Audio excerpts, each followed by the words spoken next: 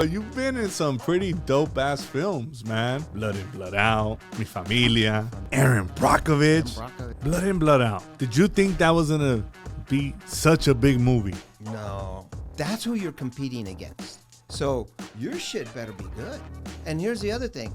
As a Latino actor, you're not going to get as many swings. That's just the way it is. You ain't It gonna sucks, get as but many it's the swings. reality. So when you get up there, You better hit a bomb. You better do good. This is the True Hustle Podcast with your host, JR. This is the True Hustle Podcast with your host, JR. I could just imagine how many times they call you Ernie. All the time. Either Ernie or Frankie. Oh, Either Ernie or Frankie. Ernie or Frankie. And then I'll be walking down the street and they'll be yelling lines at me. Throw it out the pinche window. You know? Man, but you've been in some pretty dope-ass films, man. Blood In, Blood Out, Mi Familia, Erin Brockovich. Brockovich, yeah. No, En Chingon, you were walking in, yeah, you know? pretending to be a lawyer. You know what I mean? I even got a shot with she's about to drink the water. I'm like, oh, no. No que no. And then it's complicated. Yeah, it's complicated. Dude, those are some big... Meryl Streep. Bro, that's huge. Yeah, no, for sure. And I always think like, do you get nervous? Like with with that type of magnitude of an actor? Yeah, well, I mean, yeah, I guess you could call it nervous. There's an energy there, right? Yeah. There's an energy that comes in excitement. But it quickly goes away because the people you're working with are really, really good. And if you're talking about actors, yeah, they're who they are. They're Meryl Streep, or they're Julia Roberts, or somebody, you know, they're George Clooney, they're somebody like that. Mm-hmm. But they're also playing this role, and they're right here in front of you, and they're dressed as whatever they're supposed to be, a cook or a doctor or whatever, right? Mm-hmm. And they're so good that you believe they're a doctor, or you believe they're a cook, right? Right? And so, and you hopefully, because you got cast opposite them, you're probably maybe not just as good as they are, but you're pretty good as well, right? There are a lot of people that audition for these parts, and you're the one that got it. So you're pretty good as well. You need to have that kind of ego to know that, right? You just made the majors. You just made the major league. You got an at-bat, right? You got to go up there confident, all right? You got to go up there confident, right?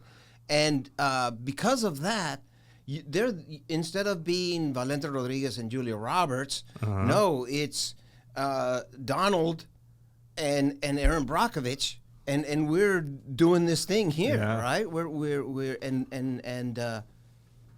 then that's when the nervousness goes away. Then whatever the scene brings, that's when those emotions take over. This idea of I'm pretending to be a lawyer. Man, we got him. I know we got him because we got that water. The minute she asked for that water, we got you, you know. So you mold into that character. So it's no longer Julia Roberts. Right? Basically. No. So it's not now. No, now it's now. The minute all the makeup comes off and everything, right? And now the trailers and everything, yeah, no, it goes back to being that's Julia Roberts, that's George Clooney, those are those individuals, right? And even then, it's a lot of fun to spend time with those individuals because there's a reason that those individuals, the camera loves those individuals for some reason.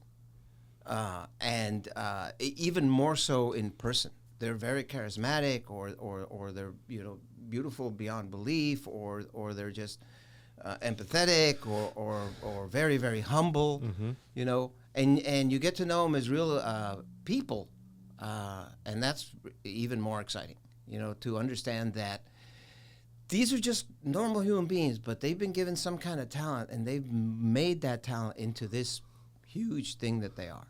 And I think us seeing them on the big screen makes us think that they're supernatural, right? Mm-hmm.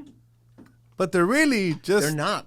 They're not. Just like you and I. And, brother, they suffer the same kinds of tragedies. Yes. The same kinds of tragedies, the same kind of love, the same kind of heartbreak, the same kind of anxiety, the same kind of hope, all of that kind of stuff. They suffer the exact...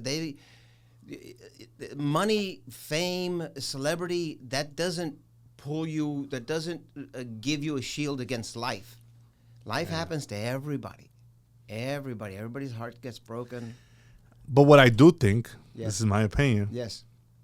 is that when life does happen to somebody like yourself Right. or anybody that's on the big screen, I think it's way harder for you guys. But let me tell you why. How so? How do you mean? Because now, what you're feeling Right. internally, Yes. you have to pause it. Because now, you have to go perform. Yeah. And that's why people, Yes. sometimes I think to myself, and I'm like, damn, when I'm having a bad day, Right. I don't want to do shit. Right. I don't want to do nothing. I don't want nobody Yes. to bother me. Yes. And that's why I salute you guys, because you don't have that luxury, brother. Yeah. Like you no, guys are. So you were right. There are certain times when you are real life a drama, real life tragedy. You know, you got a funeral to go to, you know, but you got a performance that night, right? And you go to the funeral during the day, and then you go do the performance at night, right? So you have to separate that. But and you know, there are a lot of different ways to do that. You don't necessarily have to separate. You can categorize the feelings and then move those feelings over to whatever your characters are supposed to be feeling that night. You know, I think about it. and do it in that way. There was a actor being interviewed, and they were talking about crying, and you know, how do you do that? How do you? He says, well, you know, you can cry for different reasons. You can cry for being happy. You can cry for being sad, right? And his personal way of doing it was, he says, I look for the thing that's going to make me cry the fastest, the easiest, whether it's a McDonald's commercial with French fries or the Mean Joe Green commercial with the Coca-Cola or the, you know, whatever it is. And the minute that starts happening, they don't know why you're crying. They think you're crying for this thing that's in the script. But I'm crying for this, when I lost my dog when I was 7 or whatever it was, right? And so that's how he grabs onto that and does that. Now, the funny thing about the brain is that you can actually grab things and put them in a little box and put them over here for a little bit, put them over here for a little bit. And I always thought that, you know, Einstein says that time is relative, right? And we get to experience that, like you're driving home from work, right? And it's a 30-minute drive, but all of a sudden you're at home. It doesn't feel like you drove 30 minutes. I don't even remember it, right? Right? That's how time is relative, right? When you put your mind on this other thing, whatever it is, you really actually put that pain on hold. You put that suffering or that joy or that celebration, you put that on hold. And you're in this place. And the brain could do that. You can actually do that. And that's how, you know, psychoanalysis works. You take your off of one thing, you put on another, right?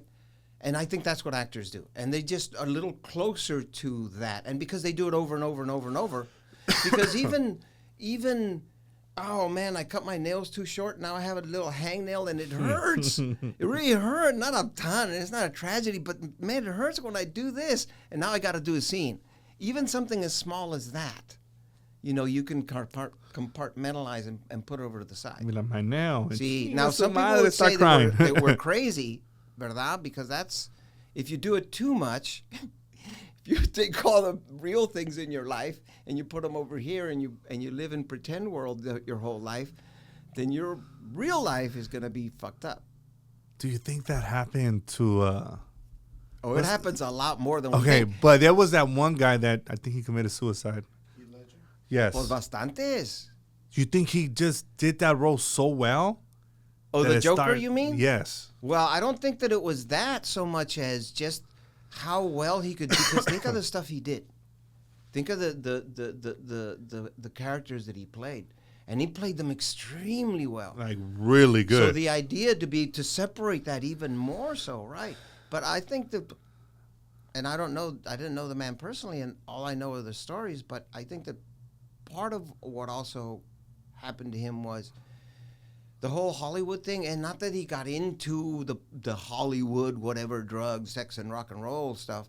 No, the other side of Hollywood, the side of Hollywood that all of a sudden you're just a normal human being who has this extreme talent to be able to do this kind of stuff, and now all of a sudden you've been raised up to this mantle up here where I'm really not that, not that superhero or not that villain or not that individual, right? And then the world starts rolling around you and stuff starts coming at you so fast that it's just overwhelming. It's just completely overwhelming. I could see that though. And somebody who's sensitive in the way he was, to be able to reach those kind of characters that he did, it affects them even more. It must be tough, especially if It you. is tough. I just think experiencing that type of fame, that type of success, and maybe he was. I didn't know him personally or nothing like that. So, but I'm just thinking that maybe he was a bit timid and just there was like everything fucking coming at him. Well, yeah. Well, here's a weird thing that I thought about. You have to. There's got to be something a little quirky in your head about being an actor. An individual who will actually take off his self and put on another character and then go do this. And like if you're doing theater, you're doing it 8 times a week, right? You're doing Tuesday, Wednesday, Thursday, Friday, 2 shows Saturday, 2 shows Sunday, right? You're doing it 8 times a week. Let's say you're playing somebody who's suffering the loss of a child in a play, right? My kid just died. My baby just died. I have to do that 8 times a night, right? 8 times a week, What kind of individual wants to do that? And show it to 300, 400, 500, 600 people. What kind of person wants to do that? There's got to be something weird in your head to think I'm going to go for 2 hours and I'm going to show these people my suffering, or I'm going to be in this character and blah, blah, What kind of, Now, at the same time, it's kind of like taking a plunge. Those people that take the cold dip? The cold dips, right? It kind of shocks the system into, and maybe then it makes you realize how good your real life is. My reality is pretty dope. So we could rationalize it that way, but there has to be something. I read a thing that said the thing we fear the most is dying. The second thing we fear the most, getting up in front of a whole bunch of people and talking. Really? So you have these individuals, again, who are doing that. We're getting up in front of 300, 400, 500 people in theater and movies. The world is going to see it, and you do it, and you get up and do it. Did you always want to be an actor? Or is something that just came about? No, I didn't. No, I go out and I talk to kids a lot, education. I'm big into education. And they ask me, remember the first thing you wanted to be? And I always say, I don't remember the first thing I wanted to be, but I do remember the first thing I didn't want to be. I didn't want to be poor because I grew up extremely poor, like extremely poor. We were migrant farm workers, brother. We traveled the states doing tomatoes and Hawaiian and cotton and, 3 months here, 3 months there, 3 months here, 3 months there, all over the states. From the time I was born, everywhere. And you were how old? From the time I was born till the time I was 16 was the last year we finished, right?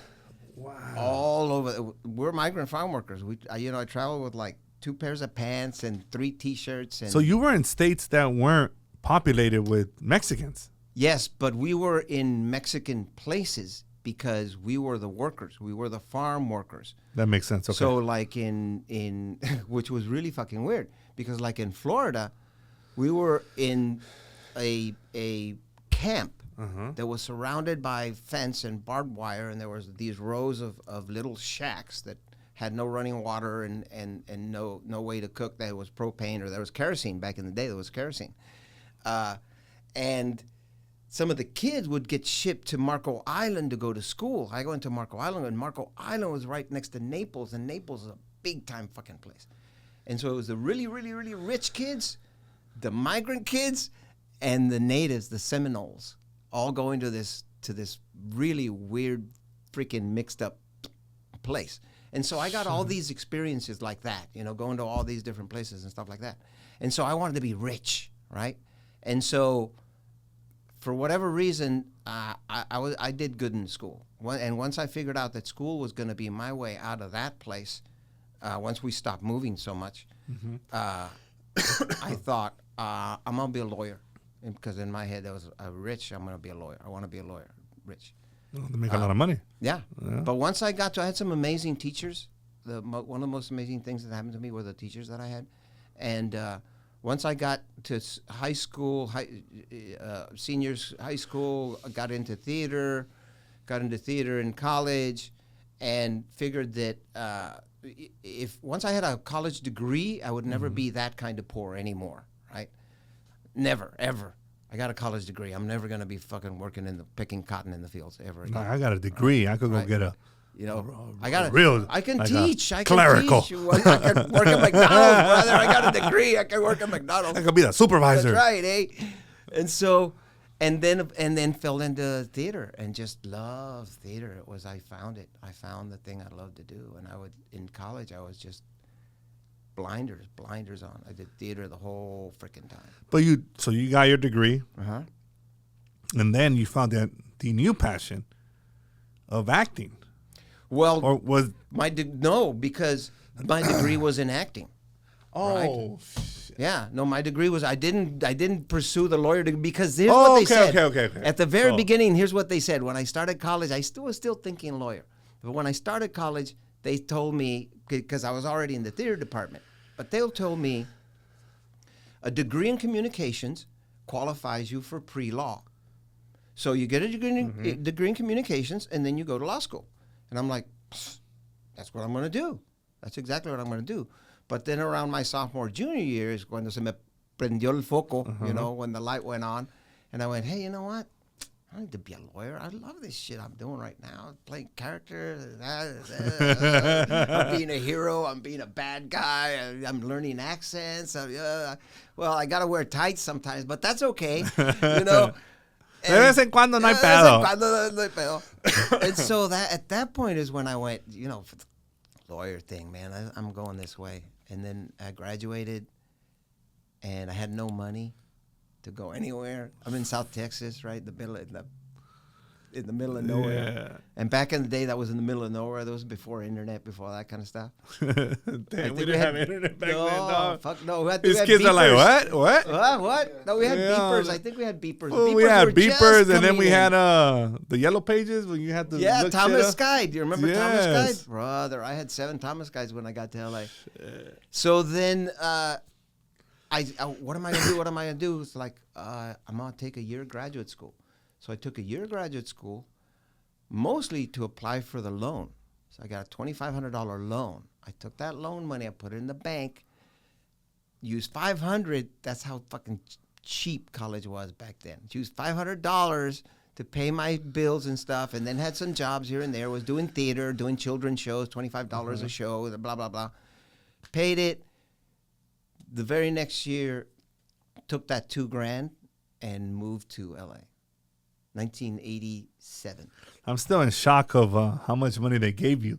That's how tuition was back then? $2,500 is an equivalent to what, like $20,000 right now? Dude, algo así, and even more, man. Those prices has just gone crazy. My very first semester in college, I took 6 hours, cost me $88. Stop. $88. For one semester? For one semester. How much is it now? It was two what classes. School? So it was it San Antonio? It was at that point it was called Pan American University. Okay. It then became University of Texas Pan American, and it's now University of Texas Rio Grande Valley. Okay. Yeah. Tuition was nothing back then. Yeah, no. Now it became a business. Oh, it did. It did. What was the last part of it? University of Texas? University of Texas Rio Grande Valley. RGV. UTRGV. I think that's when it is. It wasn't a business like it is now, huh? Yeah, well, and here's the other thing as well. I talk to young actors, like I said, I talk to young students, but I talk to young actors as well, and they're always asking me about education and training mostly. Mm-hmm. And I say, look, if you have a chance to go, first off, how do you know you want to be an actor? Have you done any acting? Do you sing? Do you play the guitar already? Do you sing in the bathroom? Do you do the church play? How do you know that? Something's got to be telling you want to be an actor. You want to be an actor, or do you just want to be famous? That sort of stuff, right? And so the thing is, you need to find the place where two things have to happen. One, You have to get on stage. You have to be on stage at wherever it is you are, at conservatory, at a theater, at a university. And 2, there has to be an individual there that you can probably call your mentor. And they're gonna open their hearts to you and try and guide you along this journey that you're gonna be on, to try and find who it is that you are, to try and find what it is you need to do to become better. And usually those places are the smaller universities, smaller schools. Because in the larger schools, you get lost in how large the school is, and your competition is way too much. Makes sense. And Do you live in Southern California, and are you looking to buy, sell, or refinance one of your properties? What better agent to represent you than the host of True Hustle Podcast? Go ahead, give us a call or send us a text at 323-352-7946. Now let's get back to the episode, baby. So when I went to this particular school, I had a mentor, another teacher, Marian Monta. My first teacher handed me over to Ken Smither, handed me over to Marian Monta from high school to college, and I said, I want to be. About my sophomore year, I said, yeah, I'm serious. She said, are you serious? I said, yeah, I'm serious. She goes, okay, this is what you got to do. This and this and this and this and this and this and this. You got to take diction. You got to take voice class, you got to take dance class, you got to take music class, you got to learn to play some kind of instrument, you got to blah, blah, blah, blah, blah, blah. So it's not that easy. Is that what you're saying, Nick? Because that's a whole lot of preparation right there. It's a thing. It's like another job. It's a job. It's like being an accountant. There are things that you have to learn. You're never always going to use all of those things you learn, but you have to learn. And that's just to get yourself to center, to normal, to a place where you can then... It's a dancing role. Oh yeah, I don't know how to dance, but I'm in my body's in shape so that I can learn how to dance. I learn how to ski, right? Singing, yeah, I do some singing. Can you play the guitar? I can do G, C, D for you. Yeah. That's all we need, brother. All we need is for you to be doing this, so you kind of look like you know what you're doing, right? So you do have all these skills, but then you have all the other skills as well, which go to the heart of acting, which is script, analysis, character, motivation, through line, super objective, all of this other kind of stuff, which is you hand me a script, I'll be able to take it and tell you what this script is about, what I think this character wants, what I think all of it is about, what I would, how I would play this particular character. I think this is mean line, blah, blah, blah, blah, blah, blah. And the reason that's important is because some of us are born to it, right? But even if you're born to it, eventually you're going to get a script where there'll be a character that you don't know how. You don't know how. It doesn't just jump out of the page and say, this is the Penguin, this is Joker, this is Batman, And so then you have to use all those skills you've learned to find it, because you have it. It's in the script. Here it is in the script. You have it. You just got to find it. It's in the other character's lines, or it's in the direction of the script. It's in what you say. It's what other people say about your character. And that's, to me, that's exciting. That's when I become like a detective, to find those clues. And then I become like a psychotherapist when I take the coat on and put it on. When I built the coat, and then I put the coat on to become that character. Anyway, that nuts and bolts of acting, kind of, sort of. That's pretty deep right there. You know what I'm a little saying? bit, That's kind good. Of, a little deep. I just think people think, it's just, I'm going to go fucking apply for this role. It's like, bro, there's a lot of steps in between. It's not just, I'm an actor. I'm going to go, this shit, like. Well, here's the thing. There's some individuals that are so talented. They can do that, brother. They can do that. But here's the deal. It's one thing to do that in South Texas. It's another thing to do that in Dallas. It's another thing to do that in Houston. It's another thing to do that in L.A. In L.A. Because you're in L.A. You went from single A ball to double A ball to triple A ball to now you're in the major leagues. Now you're in major leagues. So you think that's a different type of pressure? It's like, brother, all right, I'm in Texas. It's a completely different kind of pressure. It's a completely different. Now you're going up against people who went to Juilliard's, who went to Columbia, to NYU. You're talking to people who their dad's a director, their dad's a producer. Not that they're going to help them in that way, but these guys have been around, or women have been around the industry their whole lives from the time they were little. So it's nothing new to them. Nothing new to them. It's regular. So they don't it's have a Tuesday. that, right? All right. You're competing against those kinds of people. not only do they have exceptional training, they have an innate knowledge of what it is that they're doing because they've seen other people do it their whole lives, right? That's who you're competing against, right? So your shit better be good. Damn. You better be solid. And here's the other thing. As a Latino actor, you're not going to get as many swings. That's just the way it is. You It ain't gonna sucks, get as but many it's the swings. reality. So when you get up there, You gotta hit a bomb. You better do good. Hit home run. You better do good. Hey, so those $80 went a long way. You better, dude, brother, those $80. And let me tell you another story. So hold on, you want to know what the price is right now? How much? Tuition? How much? If you're a resident in Texas, Yes. you're looking at $16,000 per semester. If you're out of state, you're looking at $22,000 per semester. So those prices are like That's half wild. because there was 2 classes I took, so it was 6 hours. So they're talking about 12 hours. It's still like half of that anyway. So from 80 to thousands, right? And here's another short story about that. I was gonna go away to college, right? And my professor Ken Smithers said you should go to start college here.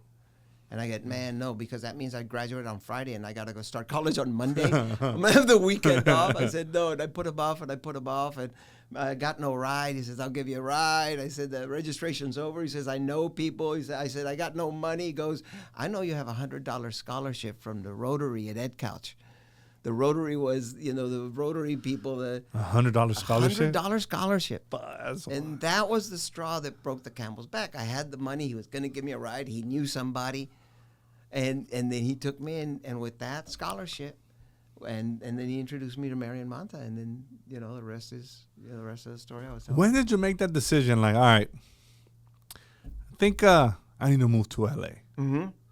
Like, at what point did you say, Texas, thank you, you've been good to me, those $88 Right. that I paid for tuition, Right. boom, I'm out. I'm out.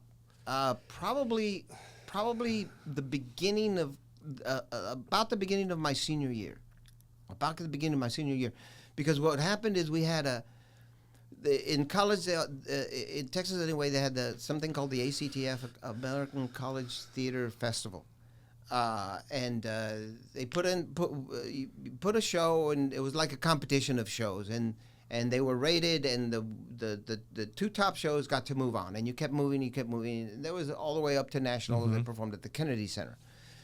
And by senior year, we had a really, really good run. And one of the places we went, we kept advancing. One of the places we went was to Dallas, and we performed the show there, and it was just over the top good. It was so, so good.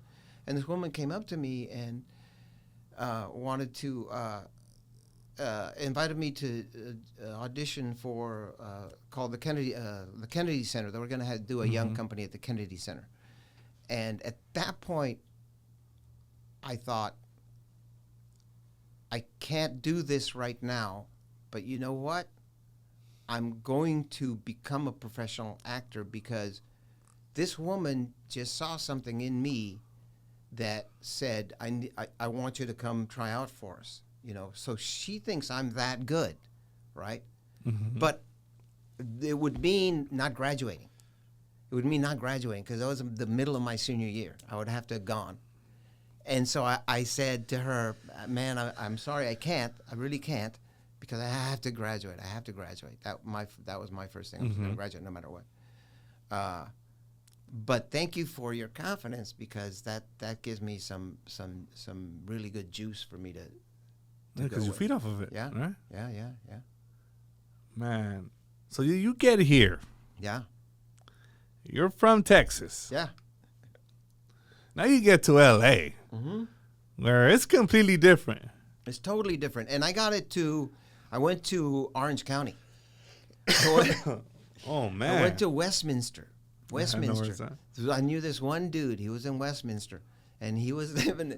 We had a 5-bedroom house, and there were 7 guys under the age of 25 living in this place in Westminster. So you can imagine. Holy, puro party. Dude. So I got to town, and I got 4 jobs immediately to pay bills. I'm working as a courier. I'm working as a carpenter.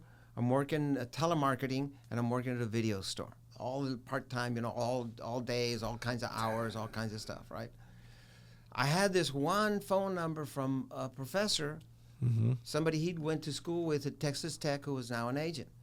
He said, go over, give her a call, see what happened. I had this tape in my, I don't know if you guys are probably too young to remember. We had old 3/4 VHS, not the VHS, not the beta, but even bigger. They were like bricks. Yeah, they were the big ones, right? Yeah, big. Yeah.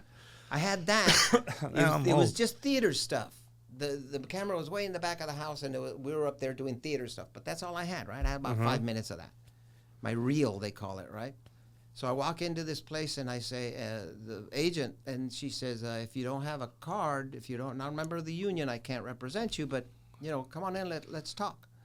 So I sit and I talk to her for about 5 minutes, and as I'm leaving, I know she has that machine, and I say, Terry, her name is Terry Lickman, I say, Terry, I see you have a machine. I have 5 minutes. Could you do me a favor? Could you watch it at your convenience and do me a solid? If I suck, just tell me. Just tell me and she did that. She went, okay, just leave it there.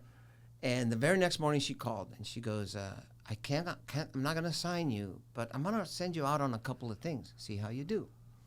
So the very first thing she sent me out on was a movie called Salsa, the motion picture. I got it. I got the movie, right? 8 weeks on the movie, and that was in like November. That's November of what? Of 87. Late November of 87, and I'd gotten here August, September. So she got you the movie. So the first audition you went to, you got it. Yeah. That's the very right. first audition she sent me to, I got. And so she signed me after that. Like, yeah, I was like, After that, she was like, okay, you passed the test. Come on in. Vente pa acá. And so I did that, and then I took that money, still living in Orange, then moved to over there where no, it wasn't. Where the hell was it? It was by Knott's Berry Farm. Oh, Buena Park. On the other side of Stanton. That's where it was. We were in Stanton. And then moved to North Hollywood. You were saying you were in North Hollywood? Yeah. We were there by the Valley College. Yeah, that's where I'm at. And then moved to Pasadena, and now I'm in San Gabriel. But then took that money and went and found a theater, and was a member of the Latino Theater Lab in L.A. from like 88 till, oh my gosh, 95, maybe 2000, for a long time. And then did a lot of theater, because that was my thinking was, I'm going to go to L.A. Yeah, there's TV, but I want to do theater. I want to do as much theater as I can. So did theater for about 6, 8, 10 years, and all the while was getting this, getting that. The very first sitcom I did was Golden Girls. I did Golden Girls back in the day, yeah. And then I did Falcon Crest, and I did A Mad About You. I did, that kind of stuff. Then I started hitting some movies, right? And then Blood In, Blood Out, and Mi Familia. That whole time they were doing a lot of those kind of Latino movies at the same time. Blood In, Blood Out. Did you think that was going to be such a big movie? No. Or did anybody in that? Yes. There were a couple of people who did. Jesse Borrego did, or had an inkling. And I think Taylor did as well. Now, I had really good feelings because, dude, this is Taylor Hackford. This is Taylor Hackford. He just come off of winning an Academy Award and stuff like that. So then the script is pretty good. And all these people that I know that are very good are in it, right? But it's dated. It is a dated movie. You see it and you go, oh, wow, yeah, I remember the cars and all this kind of stuff. But the Jesse storyline, that transcends time. His storyline of being a bright, beautiful being and having this great future in front of him, and then tragedy happens, and he gets pulled into this dark world, and he gets, disinherited by his dad, and his nephew dies, and then he's reborn. That transcends time, and I think that's one of the reasons it's so good. Yeah, the other parts of the story are exciting and all that other kind of stuff, but I think that's where the story is rooted, specifically in family and in hope and in overcoming the tragedies that happened to us. So that's why I think it's been successful. The other reason is because so little of our work is produced, and so when something comes out that does stand apart from the other, you know, we gravitate to it, and it shows a lot of that life that people love, the car culture and the idea of family and even the dress in it, you know. Yeah, but I think that was huge. But I think now the narrative of the Chicano and the Latino is starting to change. Because I think at the beginning, like Blood In, Blood Out, American Me, it's like, all right, they're cholos. Right. So now it's like, okay, now it's starting to change. I mean, it's a big evolution. Right. I mean, now that was in the 90s, now we're in 2025, so now it's changed. Like, all right, like, you know, we're more than that. You know what I mean? But I think at the time, it was huge. Yeah, well, and the other thing is that we so TV and film and art and the moving of that art to the audience, you know, done through the boxes or the internet now, because there's less of our stuff, then the world knows us less, right? And so, yeah, Correct. It's easy to stereotype somebody into all the only things you ever see, right? The only things you ever see. But yeah, of course we're more. Of course we're more. We're doctors and lawyers and bankers and Indian chiefs and all kinds of stuff. I think that was just a huge stepping stone for us. That was huge. Yeah, Because now we're starting to see, like, we're on the big screen. And when I say we, it's our culture. Yes. Yeah. And it's about time. You know what I mean? It's about time. We need to get even more. I mean, when we need to make more inroads in TV. Yeah, we have more, but we need even more. We need even more. You know, we need more sitcom. We need more drama. We need more writers. We need more producers. We need a whole lot, right? We need a ton. Yes. We need a ton. So, Blood In, Blood Out came out. You think that opened doors for you, and that got you? It put you in a position to be on the George Lopez Show? No, I don't think. I mean, I think it did in that it was a part of the career that got me to the audition. I don't think there was anything in that character that they saw and they went, "Ooh, that character's fun. I'm going to remember him for the next time." Okay. Right? I don't think that happened. It might have. But where I think it helped more is in my movement towards doing more characters that are actually in that way, you know, like the funny gang member, like Mi Familia, for example. And so it did open that, because like you mentioned, I'm from Texas, right? So I didn't know, and I'm from, you know, born 1964, right? And none of this culture that was already in California, none of that was I exposed to, because as well I was a migrant farm worker, right? So I wasn't in a neighborhood the whole time where I developed these relationships with these people for 10, 15, 20 years, right? I did that with the people we traveled with, but not with, so I didn't understand those worlds as much as I did once I started doing those movies and started hanging out here and started with all my other friends I went, oh yeah, those are the same relationships that I formed with those traveling people is what you're doing, except we were migrant farm workers and you were gang members. That's it, right? Right. We did other things. We did hoe and you had guns, and, you know, but it was just, it at the base of it, it's still about the same thing. Hey, I love you, brother. I love you, brother. You know, if somebody comes to you, I'll back you up. That's the same thing. It's just a different life situation, right? Do you think it was kind of like a shock to you? Like, all right, Texas and all the other places you've been to. Right. And then you come to L.A. where the gang culture is just Dude, I got here heavy. in 87, and it was heavy. It was like 1-2 gang deaths a night, and per night active. going on in L.A. Just going crazy. Well, you're like, what the fuck is going on here? It's, Like, dude, and then the fire, Rodney King and the fires. I was shooting a Rodney commercial down in King, Orange County. the LA riots. Todo el jale, I was brother. like, Dude, and then the earthquakes, She, hombre, the and North- the fires. No, it's a wild world. But here's the deal. Here's what I got to tell you. I've been all over America and some other places in the world as well. And I love L.A., brother. I love L.A. I wish there were less people. You know, I wish there were less people. I think we. I all wish do. it was less congested. I think it was less congested. I think we did a better job. I think I hope we're going to do a better job on our homeless because we spend a lot of money. We drop a lot of money into that. There's a lot of money. There has to be a way to there has to be a solution. There has to be a solution. I'm just gonna say this. There's a Échale, lot of say it. There's a lot of humans involved. There's a lot of mismanagement and there's a lot of hell yeah. a lot of pendejadas happening. There's a lot of mismanagement with but one particular person. But I'm not gonna say his name. You know, we're dropping a lot of money on it. There's no way it needs to get it done. There's no way that this is happening here. Dude, with there's so many empty buildings. There's so much space that we could use, and there's so much money that we're devoting to it. There has to be a way to fix it. There has to be a way, or to make it more manageable. Unless they don't want to fix it. Well, that's what it's leaning towards. I would argue to say that that's what we do with immigration.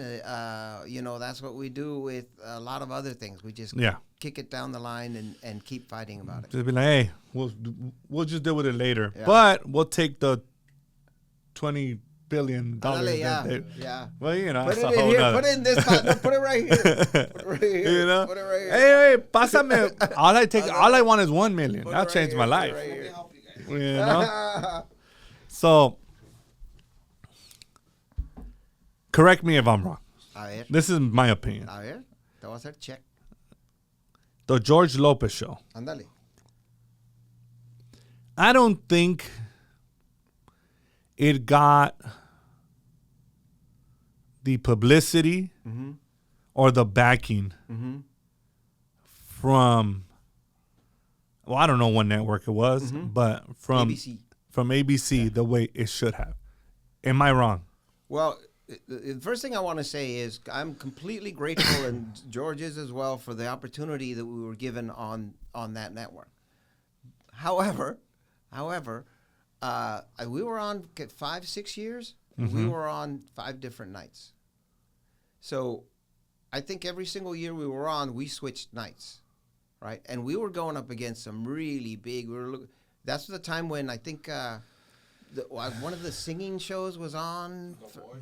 The Voice or America's Got something. Well, back then? We were up against American Idol was probably being born. Maybe it was we were up against one of those kinds of shows, ¿verdad? On one night, and then another night I think we were up against. It was Friday night o algo así. We're like, you know, everybody's going out and stuff like that. And then another, blah, blah, you know, so they kept switching us around like that, right? And then I thought we were gonna have one more year, and actually I'd kind of sort of gotten word that said, yeah, you know, we're coming back one more, our last year, and then no, we got axed. But that was just from one day to another, like, hey, we're not doing season 6, or what was it 6? It would have been 7? Season 7. Yeah. 7. Yeah. From like 1 week, and then 2 weeks later they called back and said, no, we're not, because check it out, but they called me. I think it was in middle of February that we're gonna come back, and then like by early March they said no. And then did they say this is why our ratings are low, or esto, lo otro? No, and our ratings were middle of the road, maybe a little lower than that. But again, we were you know, being moved around, and we were getting the same ratings as some of the other shows that were still on the air. But I think it came down to, this is what I really think it came down to. And it's always going to be money. It's always going to be money. Oh, of course. So they have 2 shows, according to Jim with Belushi and George Lopez, and that's the exact same show, except one brown family and one white family. The exact same show. There's even a fat, funny friend that Jim has, that George has. It's the exact freaking show. The company owns Belushi. They don't own George Lopez. Warner Brothers owns George Lopez, or whomever else owns George Lopez, right? So, and both of those shows were syndicated at the same time. So the money you're going to be getting from this show and from, what show do you want more of? I want more of Belushi so that I can get more money because it's syndicated. Right? And That's so a there great goes. point. Yeah, I got to choose one of these two, and it comes to a business decision. What's this? Oh, this was more full, and I'm going to get more out of this. And all right, well, let's throw this one away. Despite the fact that George Lopez was the first Latino syndicated show, Oh yeah, and they still didn't. despite Despite that, which yeah. big shout out to you guys. No, That's despite huge. That, despite that, because check it out, brother. But this is where I say we got to get more on TV because TV's going well, but we need more. We need more. When George first came on the air, it was just us, I believe. And then the next year it was Brothers Garcia, and then the next year it was Brothers Garcia and Resurrection Boulevard, and then it was Greetings from Tucson. It was George Lopez, Greetings from Tucson, Brothers Garcia. By our 6th year, all of those other shows were already gone, and we were the only one left. Jane the Virgin, I think, came on a little bit after that, and then, but it's like network just forgets, And now, okay, George has got his other one with Maya, right? Lopez versus Lopez. We got that one, but we need more. We need more. We need more. We need more. And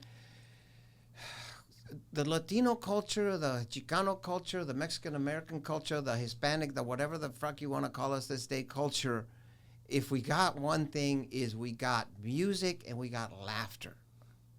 And that's what it slides in the sitcom so well. It just slides in the sitcom. So we're big, we're loud, we're emotional. We throw tantrums, we fall in love, we fight hard, we cry when we get tequila up, and we cry about music, and it's perfect. It's like reality, but real reality. You don't have to put anything on us. We just need the scripts. We need the scripts. We need the people to get to do this. How do you think we get more opportunities in Hollywood? We need to create. We need to create. We need to write. That's where the key lies. That's where the diamond is. That's the diamond. The script, the book, the music, the painting, the whatever. That's where we need to do that. We need to create that. And in my terms, it's television and film and theater. It's the script.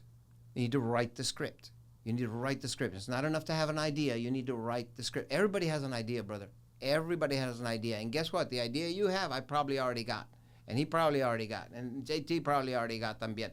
Because ideas are like, but once you have the script, that's the key. And so you need to write it into a script, or into a book, into long form. Put it down on paper. That's the thing. And I think that's where we've been lacking a little bit. I think the studios have had a lot of different programs to try and nourish that, where they have writing programs. So yeah, I think we're the majority out here too. Like, we have the audience. There's so much. How do we not have a Chico and the Man show on the freaking air? But how do we not have a mechanic, a Latino mechanic working in L.A.? How do we not have that? How do we not have a show about a taco truck in L.A.? How do we not have that, brother? Not even a taco truck. Remember A Million to Juan? What did he have? He had one of those carretas. Yeah. How do we not have that? A sitcom about that, the local carreta Bro, you could industry. focus on so many aspects of our life, and that's a show.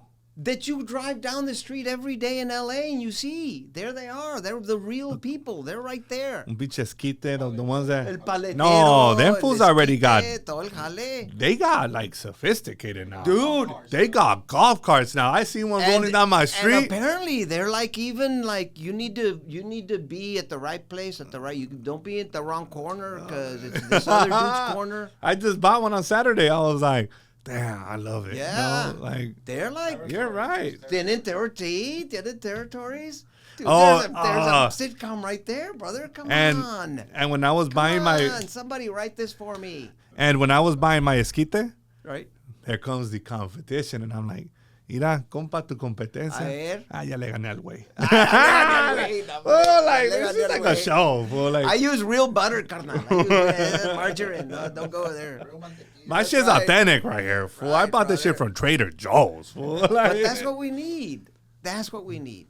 That's what we need. And then we need the, the executives to say, all right, let's take a chance with this. How do we not have, and I remember that Robert Rodriguez had gotten some kind of deal a while back. How do we not have a Latino station? Not Telemundo or Univision, but you know what I'm talking about? just, it's like by us, for us, just a TV like station BET, that's not BT. Like what's the one? which one? Like, are you talking about just a straight Mexican channel? Non-Mexican, like a network, yeah, like a BET BET, Latino, like BET but Latino. Latino edition. or you I guess they were trying to do it with HBO Latino, HBO Latino. right? That kind of stuff. And there are talk shows and certain places where you might get 3 or 4 Latino Okay. in a row, but how do we not have something that packages all of that together with the movies and the talk shows and the news of the day and the stories? Do you think it has a lot to do with the way social media is going now? That I feel Probably. like More than likely, because there's a crap load of that on social media and on the it's internet. saturated. And on the internet. Do you think these platforms help the actors, or kind of like Well, it's here's kind the of weird like thing. Here's the weird thing. The industry's changed a bunch, especially since COVID. Especially since COVID. Because we had COVID, ¿verdad? And then since COVID, we had the actor strike, we had the writer strike, we had the director strike, we had the IATSE strike, which is the technical people strike. And right now we're in the middle of the voiceover video people, I think, strike. so that's a total of what, 6 strikes? 6 strikes. Within a 5 years? COVID, yes, exactly. And so all the work in LA has just like taken a big hit. And then during that time, Texas and Oregon and Georgia and all these other places have increased their tax incentives to go and take their work out of town, right? So that's going on. At the same time, because of COVID, we were forced to go on the internet, and all the auditions started happening on the internet, and we have kept that because we took some jobs away that they used to have to pay for, like somebody having to work the camera and all this other kind of stuff. They don't need that anymore because now the actors are doing that. It's more cost efficient. Right? Yes, exactly, right? So we've gone through that. At the same time, what's happened over the last 10 years is the technology that we have, this little motherfucker right here, I can shoot a whole movie with it, and I can edit with it as well, right? So the way to get in through and to the industry has also changing. When I was coming up, there was one road to take. That was it. You want to be an actor? You want to be like an actor? Go to LA or go to New York and become an actor. And go through the trenches. And go through the trenches. Do the thing. Sign in at the thing. Go to this audition there. Take that class there. Maybe take this conservatory there. Whatever, Do it that way. It's not like that anymore. No. There's all kinds of different lines. I'm going to go do an influencer, blah, blah, blah, blah, blah. No, I'm going to go through this. I'm going to go through that. All because of... And I think that kind of fucked it up for the real talented people. Not saying that there isn't some. But I'm just saying that somebody... Because now I think this industry is number-based. Oh, yeah. It's like views and numbers and following. Yes. That matters. Yes. And it kind of dilutes the talent. But it's like AI. It does dilute the talent, but the cream will always rise to the top. And even more so now, because there's even more bullshit down here. So it'll foam up to the top, brother. Don't worry about that. The thing it does do is it lets a true creative, a true individual who has something to say and wants to say it in some kind of creative way. It gives them many more tools, a lot more tools, right? And so in that way, they can marry their art perhaps they're woodworking with some kind of video or something else, or their music with their acting, or produce their own work that they would never been able. They could visualize it, but they would never been able to do it without $100,000 or $300,000. You know, now I can do CGI on here. You know, it's crazy. I can make something blow up and bring this little star over here. You know, so that kind. It's fucking crazy what you could do with that shit. Isn't it? And you can shoot with it. I believe there's a film festival where all the movies you see are shot on your phone. That's fucking wild, dog. Isn't it crazy? And they make all little kinds of stuff, lenses and rigs and the thing, a gimbal thing, and it'll do this and it'll stop, you know. But nothing beats the quality of like these type of machines. No, this stuff is really, really good. But what this does do is it makes it accessible and simple. Yes, and here's the other thing: because we're getting used to this little screen as well, we're getting used to this format. And so something like Blair Witch Project. That was probably that lent to it. The fact that it wasn't over the top, high quality cameras.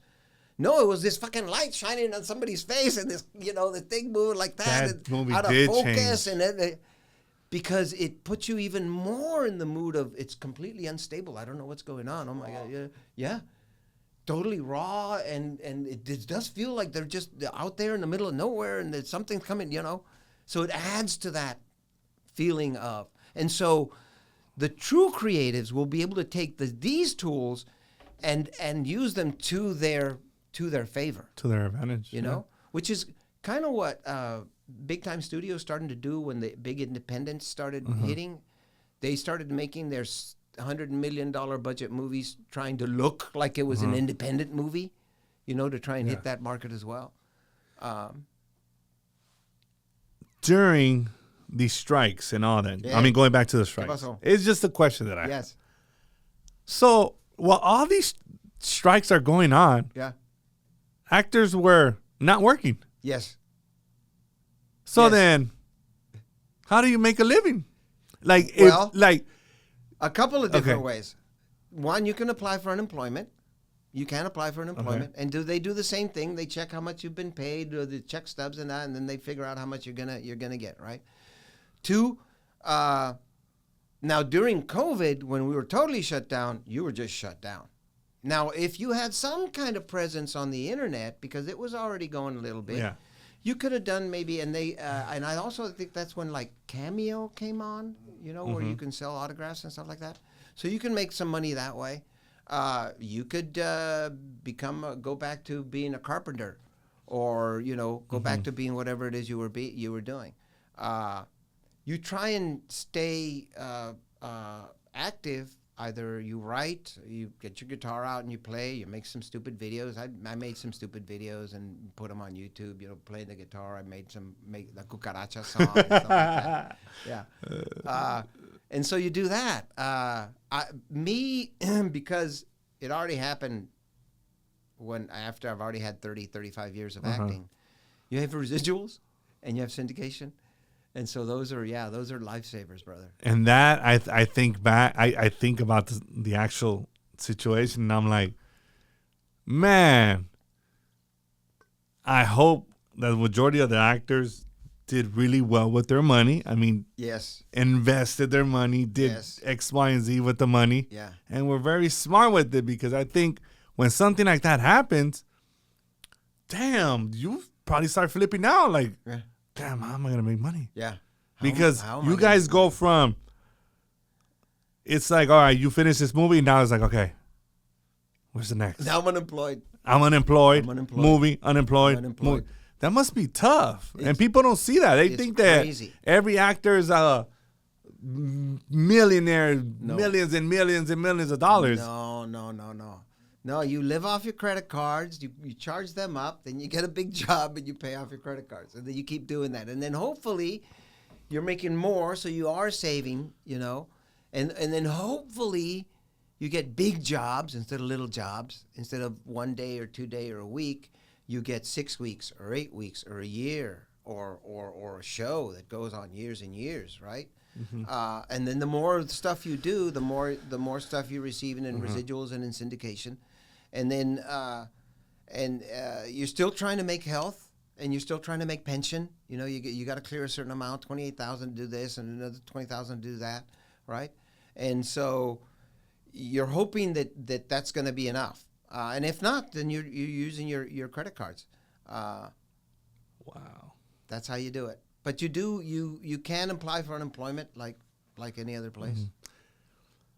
Your first big check, Right. back when you first started. Right.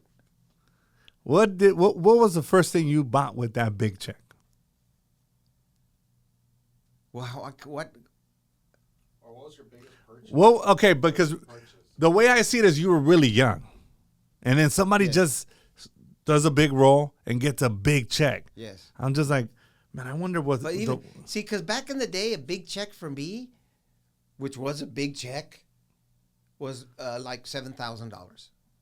That's big. Well, $7,000. but okay, but see, 7,000 back in the 80s. I've never seen $7,000 all at once at the same time. But $7,000 is an equivalent of like 30 now. Like, Okay, so that's a lot. That was a lot. Yeah, no, that's that when was a lot. Cheetos were 29 cents. Yes. You know what I mean? Oh, hell like, yeah. dog, like, Yeah, you could get so out that's with, huge. You went into 7-Eleven with $1, you got chips, a Coke, A and Coke. a Snickers bar, right? And a Snicker. Yeah. And you would get Snickers. change. Yeah. Ahora no te en casa ni pan ni madre. It's $20 for all that. No, so I didn't actually buy anything. I didn't, because I had when I came out here, once I said, because this is the way my mind works, and this is, I guess, one of the reasons why I kind of sort of have a talent for what it is I do. And it's not a good way for a mind to work, but once I figure out what it is I want and what the job is, I go at the job. I get these blinders on and I go at the job and I go at the job. And you were asking earlier, do you ever get starstruck? No, not really, because I'm at the job. I'm at the job. I'm not at Julia Roberts' place. I'm at the job. So that, and so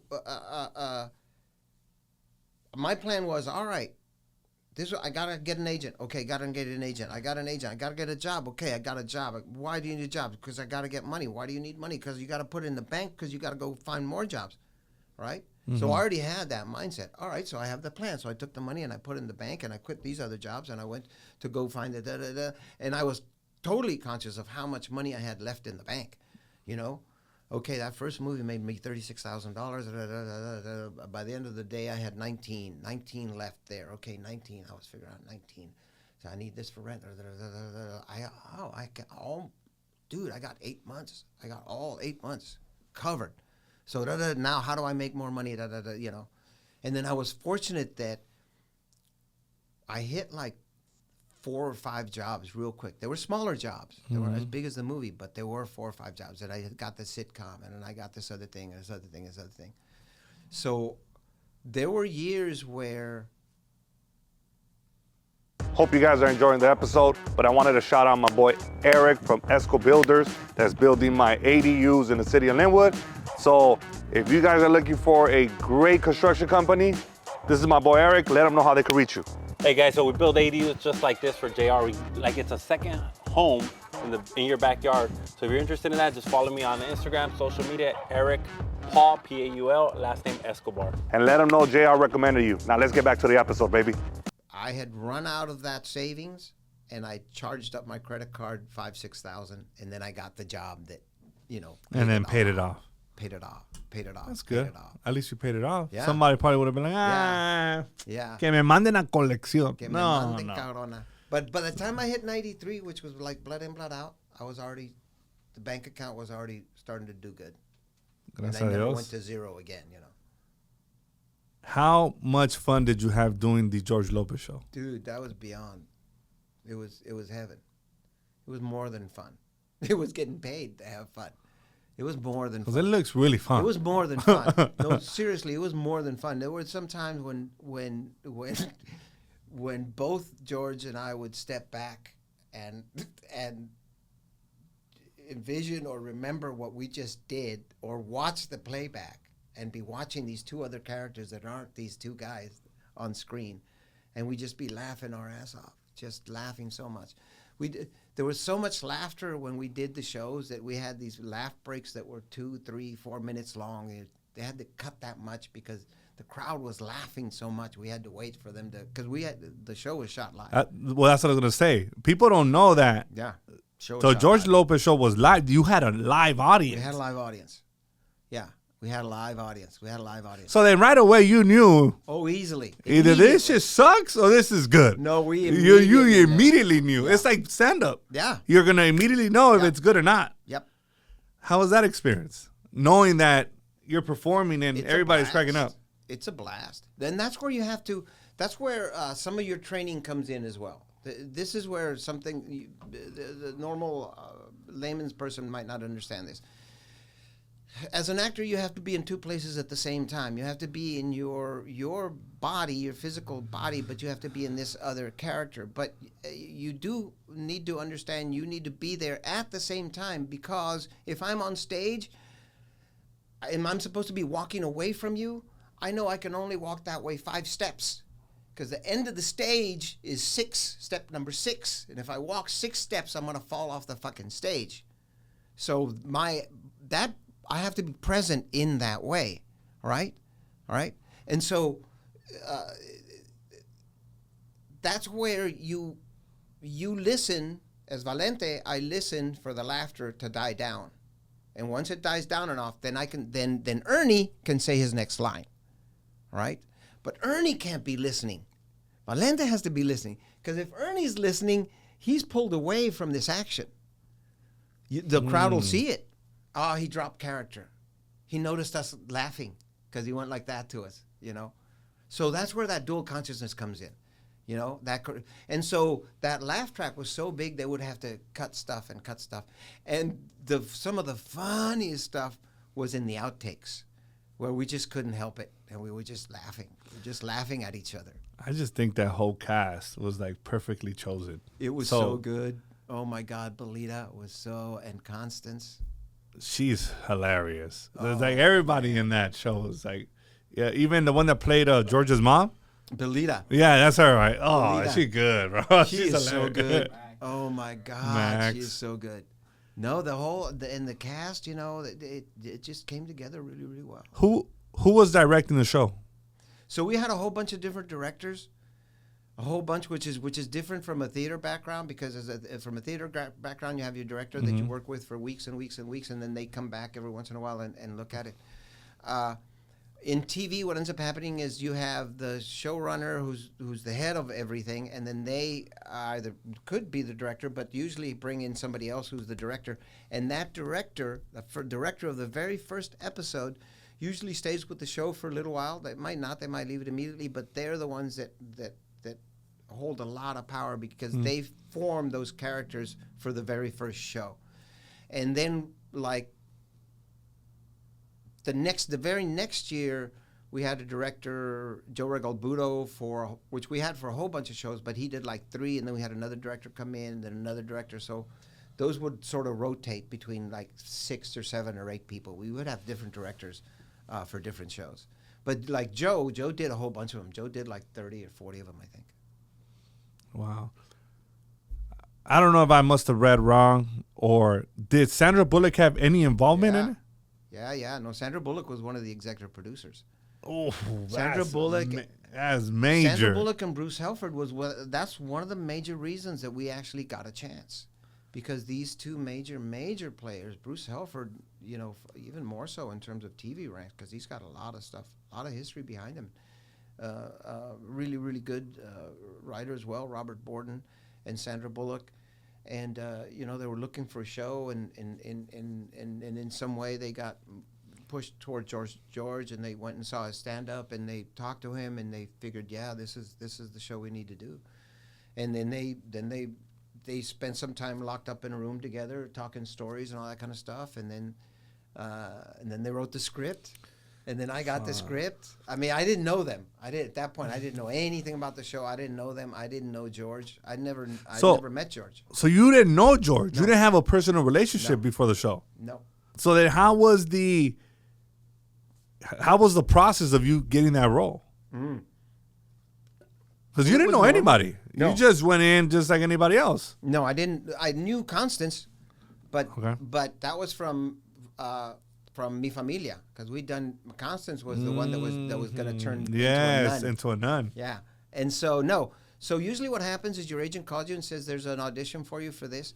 And I'd never met the woman who was the casting director for it. So I went in on what's called an initial meeting. So I was not even reading for the part. She just wanted to see me. So I went in, and then she goes, okay. And then I got another call back, and okay, and another call back, and another call back. What you have to understand about the part of Ernie is that, so here's a sitcom. We're going to get a chance for a sitcom, right? The part of George Lopez is taken. The part of the young kid, well, that's going to be a young kid. So the only male part available is the part of Ernie. And so every single Latino that fit this part between the ages of, I don't know what it was, 35 and 55, was auditioning for this part.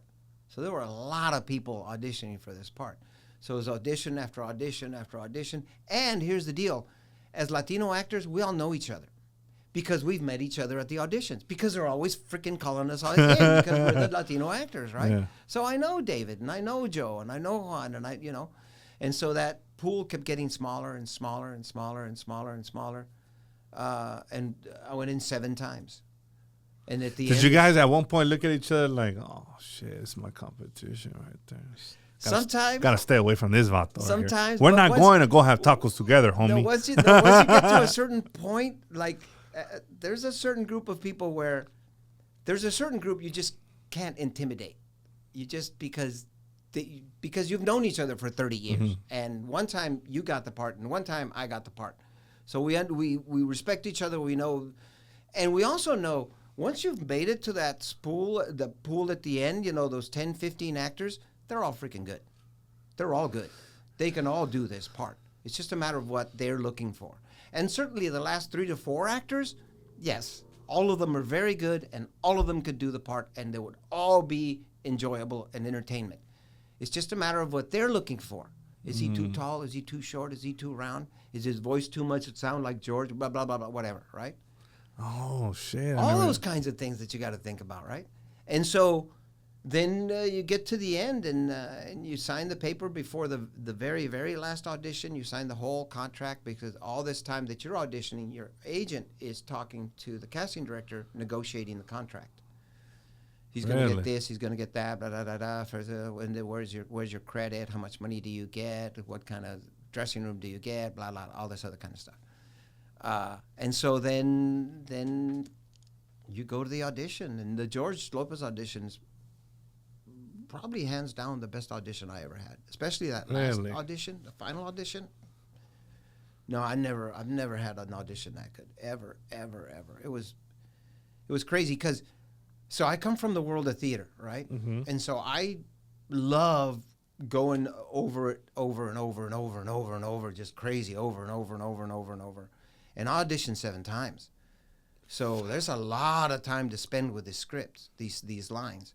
And there's more discovery. There's some more things to discover, and more things to discover, and more things to discover. At the last audition, I walked into a room over at Disney, went down the hall, and I walked into this room, and it was, I don't know, maybe it sat 100 people. Maybe there were 150 people there. There were people standing alongside the wall and along the back and all this kind of stuff. And I'm walking in, I'm like, oh, shit, under my breath. There's somebody here, but I don't know who that is. It's like a shadow. I go, oh, shit, all right. And I walk up to the front. And so you walk up, and there's a reader, a person who's going to read with you, right? But there's a whole audience, though. All of them. All of them. And there's Sandra, Bullock, and there's I don't see George, though. And I never saw George. During the auditions, I never saw it. There's all these people, right? And I've done it so many freaking times. I'm like a mechanic looking at an engine. All right, okay, I think we need that. All right, we're ready. It's going to be $300, and I can figure it out. That sort of stuff, right? So I come on, Joe, I'm reading with you, Joe? Yeah, you guys ready? Anything different? No, you want to see? Okay, I'm fine. Okay, ready? And I turn around to face the back, and I turn back around, and they burst into laughter. They just laugh. Probably because it was like, you know, the whole Ernie character, right? The little slump in the belly, and the whole Ernie character was looking at him, and they start laughing. Also, probably because some of these people had been in those previous auditions, right? The writers, the producers. Okay. And I say the first line, and the laughter, and then more laughter, and more laughter, and more laughter, and the Valente in my head is thinking, what the fuck's going on? Am I really fucking it up? You're Is fucking my killing penis- it? Is my penis hanging out of my pants? Why are they laughing so much? It's not this funny. Nobody was, right? And I finish, and they're still laughing, and but at that point also I'm back in my actor head. I'm like, okay, we're done. Yeah, good. We're good. Do you guys want to see anything else? No? All right, I'm out. And that's how quick I am. I don't, maybe that was a little too quick. So I do give them a little time, but I don't want to, if you liked it, you liked it. If you didn't, you didn't. But there it was. I just showed it to you. Do you want to see more? No? Okay, thank you very much. I'm out. Vámonos. Yeah, my way. And on the drive home, I got a call from my agent. Well, how'd you think you did?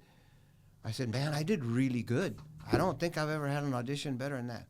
She goes, well, yeah, because you got the part. Damn, on the phone right after? On the phone, yeah. On the phone. I was headed on I the think they already 134. knew. I was on the 134 on the way back. Well, they do get an idea, right? Yeah, They I start dwindling, and then at the end, there was just two of us, and me and this other guy, and we're completely different. And his accent is completely different from mine. And he's skinny and a little taller and browner, and I'm shorter and whiter and fatter, right? And his is more of a Caribbean flair to his speaking. He's like from New York, and I'm from Texas. And so, but yeah, I think you do get. I think at the very end, it's just a matter of who do we think this guy is? It has to be in order to be paired with George Lopez, and he's Mexican, and to go with the whole thing.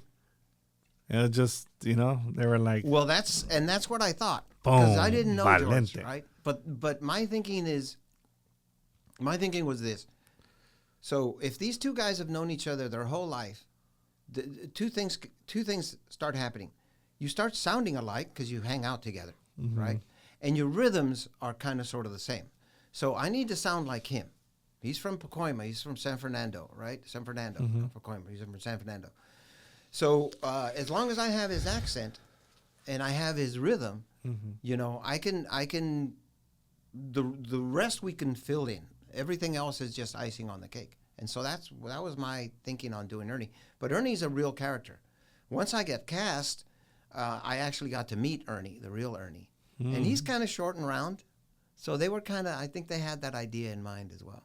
I also don't think it hurt that that Ernie, my Ernie is more innocent looking than George is. George has got more knowledge, and Ernie is a little more innocent. So I think that worked well. In terms I think you gave it that innocent, just like I'm a good, just a good person, innocent and naive. Innocent, naive, and his best You know friend. what I'm saying? So it's like I his think best friend. it was like And a here's great the deal. combination. George is Ernie's best friend, and for a long time his only friend. So you have that sort of relationship as well, which says a lot in terms of two little kids who were probably ostracized by everybody else and found each other because they were the two little kids that were fucking kicked out by everybody else. And they're these two little, that grow up and form this really, really strong tie. How was the first day on set with George Lopez? It was beyond, bro. I couldn't believe it. I could not believe it, because you walk into, we were at Warner Brothers, you got to drive on the set, and you get to park right over there. You got a parking space, right? Real close to where you're. It's like 100 feet to walk from here to where my dressing room is, and then the studio we were in, had all these names of all the shows that had been shot there before. We were across the alley from Raymond. Raymond was being shot, and we were across the street from Clint Eastwood's office and George Clooney's office and Steven Soderbergh's office. So it's a very surreal moment walking in. I was parking under, I don't know if you guys know, but if you drive over to Warner Brothers, you're driving around the corner and there's a big poster, not poster, but a big billboard that had all the characters on it. I would park right underneath that sign. That's where my parking space was, you know. And so it's just completely surreal. And this idea that we were going to get an opportunity to do this. And then working such that you carry 10, 11, 12, 13 writers, and they're writing specifically for you. You know, they're making up stories for you.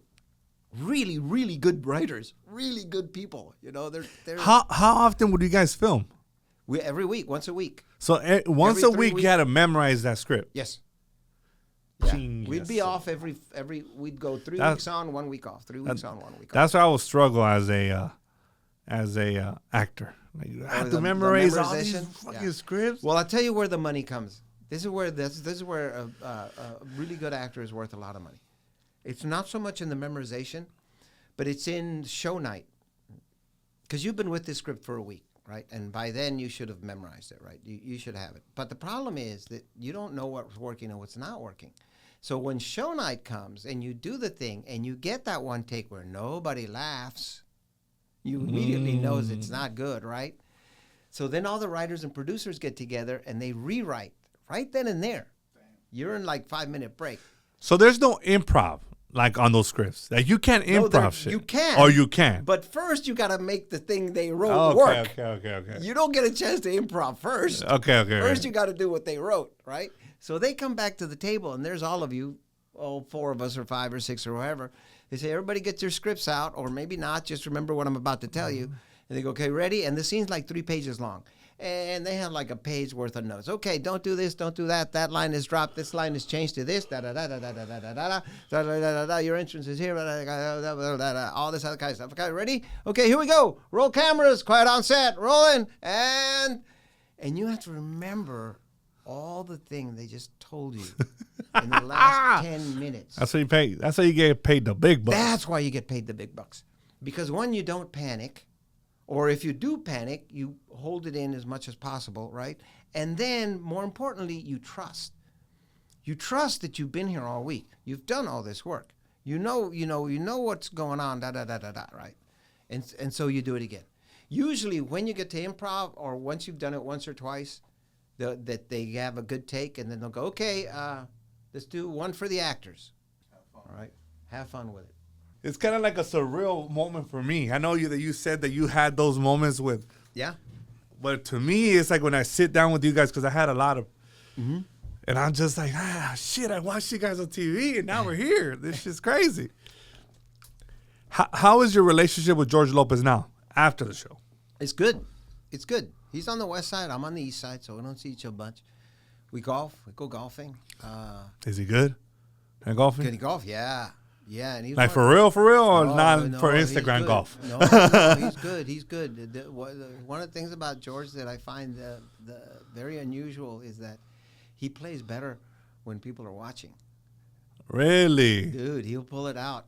He might be having a bad day, but if somebody comes in and start watching, it's like all of a sudden his shots get better. It's like, brother. It's an actor thing. The moment that there's an audience, the moment that camera goes on, I'm gonna know. It's fucking. We're gonna. I don't know if he thinks I gotta bear down a little more and maybe concentrate a little more. Now let's get a good shot instead of just having fun. But no, he's a blast. And so when we were doing the show, it was I got to hang out with him a lot because he was the 2 male characters, the adults that are in the show, and we'd go over to Witsit and hit some balls and play a short round during lunch break and stuff like that. So it was a lot of fun. What are some things that you learned from him? Trust the thoughts that are coming up in your head, and go with those thoughts. Especially in those takes that they would give us as actors. Don't be afraid of that. Run with it. Let's see where it goes. Not that wasn't there before, but again, as you move up through to levels, you do high school and then you college and then you're doing smaller productions and then larger productions, and now here you are, you know, on the big screen. You know, you've got a network show. The level of anxiety and the level of, oh, am I doing good? I hope I'm doing good. That sort of stuff. You know, you try not to. I don't want to embarrass myself. No, there's none of that. When you're on that stage, it's not about that. That thought should never come into your head. If your character wants to go there, let your character go there. You know, and see what happens. Especially if you've already got it in the can. You know. One of which I was watching this movie yesterday. It's complicated. You know, I watched that movie like 20 times. Yeah, nice. Was he in the wifey? That's You got something for Meryl Streep? Okay. Meryl Streep is yeah, man. She's dope. Dude, I kind of have a crush on her, dog. I had a crush on her for a long time. You know what I mean? But how was sharing the big screen with her? Like, how was that experience? It was a blast. Again, it's so much fun to act with these people who I think there's nobody better than this individual. There is nobody better than this individual. You know, they're amazing at what they do. And then when it goes good, it goes really, really, really good. When it goes bad, it goes really, really bad. It's this job. I'm in L.A. I get this job. It's supposed to be in Santa Barbara, but no, they're going to shoot in New York City. And so, you know, I got 2-3 days of work, but it's going to end up being 10 days. So they come get me in a limo, fly me to New York in first class, put me up in first class place for 10 days. I'm only working 3, you know, through 4, I think. I'm getting paid really well, and I'm getting per diem, and there's food on the set. So I like, it's the best of the best, you know. It's what everybody imagines it to be. You know, so it's really, really your good. scene was over there. Yeah, it's supposed to be in Santa Barbara. We shot it in New York, in Central Park. Shit. Yeah. And so there again, I'm in New York. They flew me to New York City first class. Hey, oh, that's you're right. You know who I am? hey, I'm gonna be in a movie with Meryl Streep, and then just to say that as an actor, to say I'm gonna be in a movie with Meryl Streep. I'm doing a scene with Meryl Streep. Actual scene. You know, yes. She's You know, talking to me. yes. And I'm talking to her. You know? And for all we know, you were making conchas or some shit in the back. Fool. Yeah, we're making empanadas. You know, you're making empanadas or some shit in the back. De camota. No, yeah. But again, when I'm there, I allow myself to reflect. And even sometimes allow myself, even before I knew I had the job and I was going to be working with her, so it's like, oh my God, I wonder what it's going to be like, blah, blah, blah. But once you're there, once you're doing the work, you just concentrate on the work. And then afterwards, that's when you can go, oh, wow, that's it. And then you turn on the TV and, oh, there it is. We were on vacation in Costa Rica. We were on vacation in Costa Rica. My kid's 6 years old. And just beautiful, another great thing about being a successful actor is you get invited to places and you go to these beautiful places, right? We're at Arenal, there's a volcano, there's smoke coming out, and there's misty rain. We got our own pool and there's a hot tub, and we turn on the TV. My kid's 6 years old. We turn on the TV, and Erin Brockovich is playing. No, that's another dope There's that one movie. scene from Erin Brockovich, you know. So it is surreal in that way. I'm in France, and some French guy, I'm visiting Monet's garden, and some French, Ernie, Ernie from across the garden. Surreal times, and yeah, when I look back at it, I pinch myself and I go, man, what an amazing, beautiful trip it's been. Earlier you said that you need to have an ego, but having those roles and like experiencing that type of success, like how do you keep that ego in check? Well, I think having a real life, a wife and a kid. And then having your world be larger than just about making money. If you really concentrated on trying to, that it should be, oh, I'm going to make art, but no, you should be a tender enough craftsman so that you care about the work that it is that you're doing, and you want to do the best. If you're building a chair, you want to build the best chair you can, right? If you're making a movie, you want to make it the best that you can, right? And so all that energy moving towards that at the end of the day will make you feel good because you're striving towards something you want to achieve. Even when you're not working, if you're writing or if you're planning what it is you want to do, or if with your family you're planning to go to the museum, you're planning to go to the library, you're planning, those kinds of things. Certainly human contact, golf buddies, poker buddies, a reading circle, whatever that might be, the people that you hang out with. Because that's what it's really about. And I think COVID taught us that. We are social human beings, Absolutely. We need each other. We totally need each other. And that as well. Your friends will put you in place real quick. Te crees muy chingón, cabrón. Pinche Meryl Streep, that sort of First stuff. class, cálmate, güey. First class. Pinche Mexicano el first class. Did you take off your shoes in first class? They don't let you do that. Did they have tacos there in first class? No, they didn't, huh, fucker? But right here they do. We have our own burritos right here, carnal. So that sort of stuff, that keeps you grounded, hopefully. Also, I think, if you're in it to try and create, to try and say something, because you have something inside you that you want to show the rest of the world, and not so much just for my own personal fame and my own money and what I can get from that, I think that's a big thing, because fame is not the reward. Fame is not a reward. Fame is the price you pay. Fame is the price you pay, because you end up losing a lot of your privacy and a lot of times that you go places or people look at you in strange and different ways. You have concerns about your family. We were in San Francisco one time with my wife's family celebrating somebody's birthday. And then a month later, I got a video on one of my social media. Mm-hmm. And it was 20 minutes of us eating. Somebody was in the restaurant recording us, us eating for 20 minutes. And nothing happened, right? But you're thinking, wow, that's strange. That's weird, That's bro. weird. To not be able to just go to a restaurant and have some food. And even stranger I stuff. thought it was weird that somebody recorded us right here when we were filming and they sent it to me, and it was only 30 seconds. Right. So, I'm that 20 sort of minutes? stuff. Damn, that's kind of fucking weird. Yeah. What do you respond to something like that? Right. And why 20 minutes? Were you waiting for something to happen? Were you planning for something to happen? He should just came up to you and asked for a picture or whatever that he wanted. It had been quick and easy, and I'm really easy about that. And I could see why certain actors are the way they are, and I don't blame them at this point. And dude, sometimes it just happens. It's not somebody trying to be mean or trying to be weird or trying to be anything. They're just caught in the moment.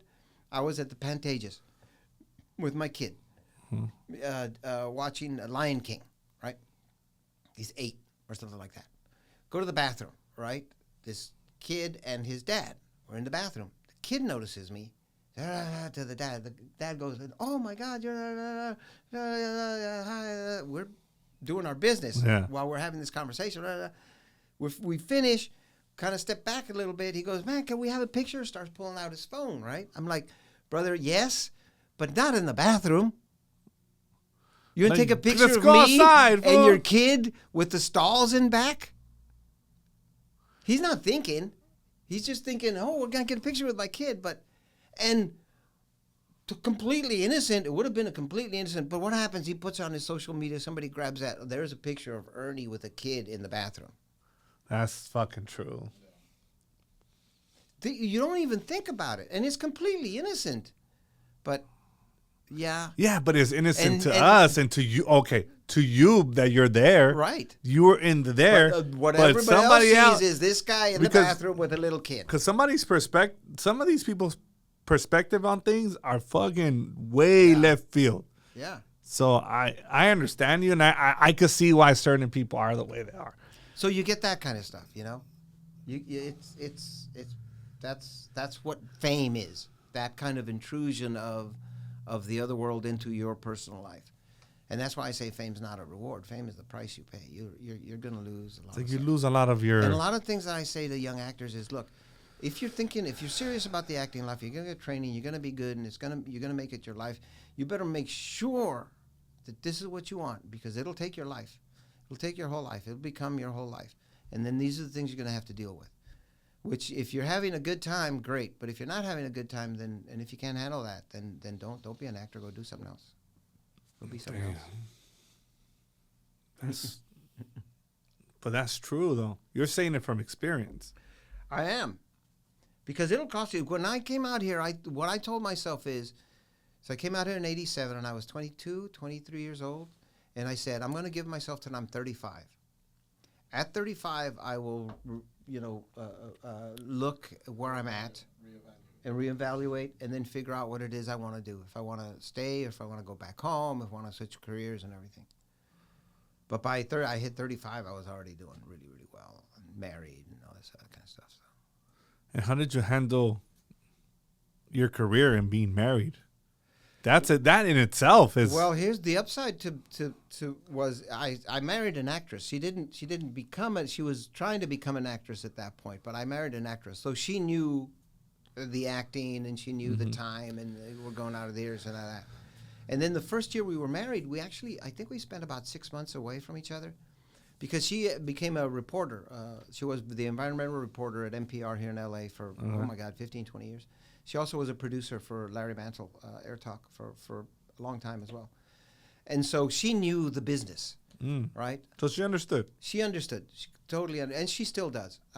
And so that's one of the better things, because usually two actors, those personalities, they usually don't work. So, fast forward to now. Yeah. I see you're doing some stand-up. Yeah, I'm doing stand-up. How is that? Stand-up. It's a blast. I have a fun time on stage. I do, bro. Shit. I do. I have a blast. And I don't want to say that it comes easy to me, but, it's what I've been doing for the last 40 years, really. I've been playing all these funny characters. And what I think makes me good at playing these funny characters are these funny thoughts that I have in my head. And at the same time, I was mentioning earlier, I talk to students and I do acting classes and all that kind of stuff. I've been doing that for 40 years. And so I'm extremely comfortable being on stage. So I have none of that nervousness of stage fright or oh my God. I also don't mind silence. So I'm not going up there as a stand-up thinking there's got to be laughter, there's got to be laughter, there's got to be laughter. I will take my time with whatever it is. And I dig the idea of just one individual with nothing, just his voice going up there, or her voice going up there and entertaining the audience for a while. So you won't get what's it called? If you crack a joke and nobody laughs, you're gonna be like, oh fuck. Well, I might if I think that's gonna make them laugh. The whole point is to make them laugh. Yeah, that's why I'm like, oh my God. So most of my set is, I don't have a lot of jokes. I do a lot of crowd work if that seems to be playing. Uh-huh. And then if not, I'll just go and tell the experiences that I've had growing up a migrant farm worker, growing up, I'm the last of the baby boomers, the last year of the baby boomers. We grew up So that's differently. 1964. I was born in 64. The baby boomers were from 50 I was born to 84. 60. Yeah, you're way past. Yeah. There's a completely different. Are we considered millennials? Yeah. There's a completely different way that we were brought up than you were. You're closer to us, but they were, we grew up in the before times. You grew up before cell phones, before social media, before none of that. Before none of that. I grew up. So you were forced to be a regular individual and communicate in person. Yes. Not through a phone. Not through a phone. Damn. Not through a phone. Those were the days. And here's the deal. I grew up when they used to turn TV off. You couldn't find it. It would go away. It'd just be or bars. So for those of these young people that don't know, they would go away. At a certain time, was it 8 or 10? No, it was 12. It was 12 or 1. At 12, they play the. There is no more TV. No, they play the. No, not nothing. That shit went. Nothing. That was it. It went away. Yeah. Till the morning. Till 6 in a.m.? the morning, yeah. It's like the beer. Huh? They had the national anthem, I think, if I remember correctly, and then some planes would fly by, and then the flag, and then that snow, and then the color bars. That's it. Damn. And we didn't have video recorders. We didn't have VCRs. So it's not like you could stick something else in. There was it no was internet. done. There was nothing. It was done. Bedtime. It was bedtime. Or books. You remember books? You guys don't know. You remember books? We had books. But now even books, they read them to you. Yeah. Audible. That's right. Yeah. Now you even You have think to the know, thing- man, look, this thing, man, you have the world in the whole world. I could dial up somebody in China and start talking to them right now, face to face. That's It's wild. crazy. It's crazy, the power of this thing. It is crazy. It's just kind of surreal once you really think about it. It's like back when we were kids, we'd be like, man, one day we'll be able to be on a screen. I go like this.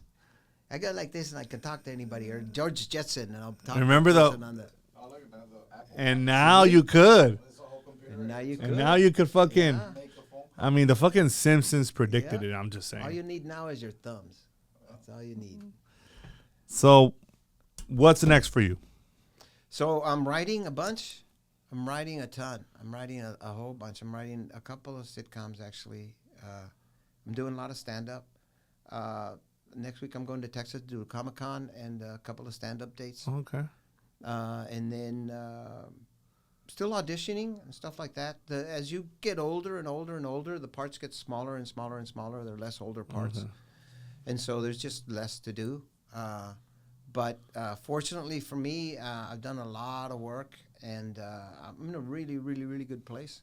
My kid just is about to graduate high school this year. And so that'll be a fun one, because now the wife and I can afford to just leave town. But having to worry about a child. Yeah, we have a house sitter at home. It can feed the cat when we're not there. Damn. So doing a lot of stand-up. Hopefully the writing. I'm really excited about the stuff I'm writing. I got some good stuff. So you say you have some sitcoms and like movies and stuff like that? Movies, yeah. A couple of movies already written. Well, ever need some extras? Oh, hell yeah. Me and JT. Yeah. We'll go with some, dog. Definitely. We'll need all kinds of stuff. Mostly we need money. So everybody has money. That's what we don't turn down is money. You know, That's what we gotta get some sponsors to sponsor Yeah. some of these films. You know what I mean? Yeah. Well, I got some buddies. Jesse and I are working. Jesse Borrego and I are working on that taco truck script. Nice. So that might be a fun one to do. That's cool, man. Well, Jesse's he's dope. Yeah. You guys had him on here yet? Not yet. I sent him a message. He said, I think to reach out to his manager or something like Right. that, which I Right. did, but Was it Lisa? I think so. Okay. I'm not sure. He's Yeah, but he's it- busy all over the place too. I ran into him in San Antonio a week ago, 2 weeks ago. I was doing the Tejano Music Awards fair. We went and had some lunch, but we've been talking about a lot of. He's got a ton of plans. He's got a whole big time plans for San Antonio, and other than well, he came and did some George Lopez with us, but I know him from Blood In Blood Out. And so hopefully he and seem I, like a really he and I cool have been dude. working on some stuff. Hopefully we can get. I got another script about a crazy, like a Cheech and Chong, a revisit to Cheech and Chong kind of okay. thing, a crazy pot smoking film. That And you also have a good relationship with the guy that played Tuco on Raymond Cruz. Raymond Cruz. Raymond Cruz. I Damn. golf with Tuco, brother. Oh, Raymond Cruz is dope, dog. dude, he is.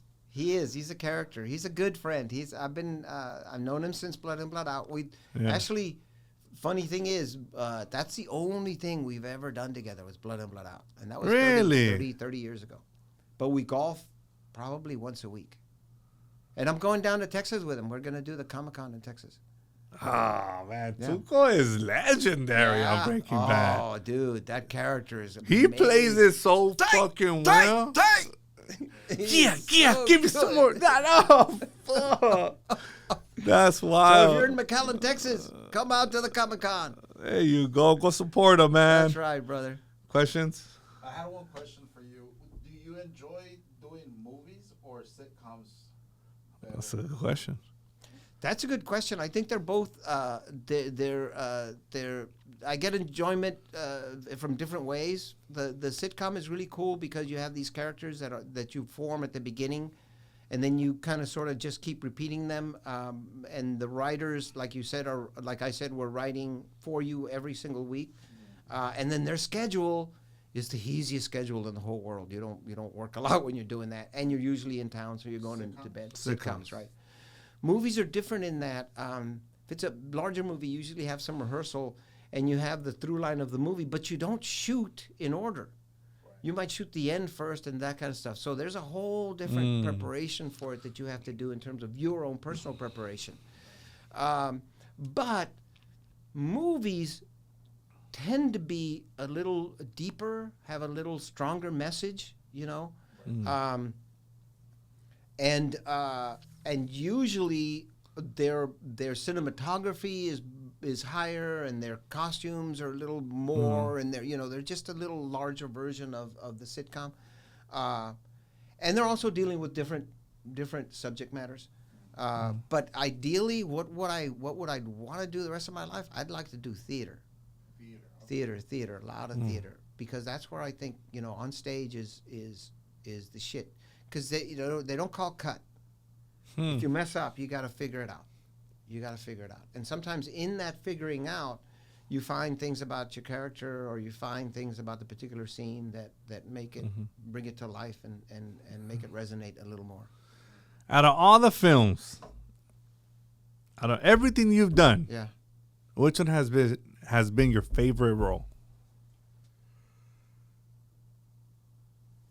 Probably Ernie, because more than likely Ernie. I just spent so much time with that character, and so much time in developing it. I think that those 2 months I spent auditioning to get it, and those 7 auditions, helped a lot in the development of that, and then in how familiar it was to me once we were like into year 3 or 4 or 5. And then, of course, the whole production itself and how joyful it was, because we had a lot of really, really good times on that movie, on that show. And we would do things that, like we'd have times when everybody would make something and bring it in, like Thanksgiving and Christmas, potluck. those celebrations, potlucks, yeah. And so we were really, really had a tight cast and a tight crew as well. So. And we went through some tragedy. There were some members that passed away. There was a really young individual that passed away. She was 23 and she had a massive heart attack. She was training for the marathon. Oh. And so we suffered all those joys and tragedies and loves together. And so I think, Ernie, more likely. It's probably be the one that I'll be remembered for more. Yeah, I think so. And it's good. I look at it and I go, because I look at my work and I go, Well, I look at Ernie and I go, nah, that was good, bro. That guy is an idiot. But he's good. He's good. Well, he was funny, I like it. bro. He's funny. Yeah. I think you brought that pop to the show, man. It was fun. The whole cast, everything. We should have had more years, man. Come on. We should have had more years. You should have had at least 3 more seasons to it, bro. At least 1 more. We could have. I'll settle for 1. And here's the deal. I'll settle for 1. Here's the deal. If we would have happened 5 years later, if instead of we come on the air 2002, we came on 2007, then by 2010, we had social media. Yeah. That's true. Fuck, you're right. And if we'd have had social media, you would have kept that show on. dude, we would have, and the Latinos would have gotten on there, and it would just piled on. But what if you guys do it now? Piled on. We'd have to do a reboot. I don't know what kind of reboot there would be, but George is doing Lopez versus Lopez. They're gonna be on that for a while. Oh, but there's, like I said, there's room for a lot more stuff, and we need a lot more stuff. We need a lot more stuff. Well, Taco truck. We need another. I'm looking forward to watching you on the big screen, watching your projects, and we're gonna support you as much as we possibly can, man. Well, please do come over to my Instagram, Valentez, like my name, VALENTEEZ, at Instagram. Cool. And, Make sure if you you're follow interested him. in where you're coming. Where we're And going. then stand-up shows. So then, I then announced everything's those on as your well. page. Yes, everything's on there. I know those on the page. Boom, my brother. Thank you, bro. Thank you so much for stopping welcome. by. I know it's been a while. I've been hitting you up, but I know you're You busy. have. But It was fun. But it was fun. It was worth it. And I thank you so much, my brother. You're welcome. Appreciate you. You're very welcome. We're out. Nos vemos, Boom. guys. Thank you so much for watching. Make sure you hit that subscribe button and turn on your notifications so you don't miss our weekly episodes. Let's go, baby.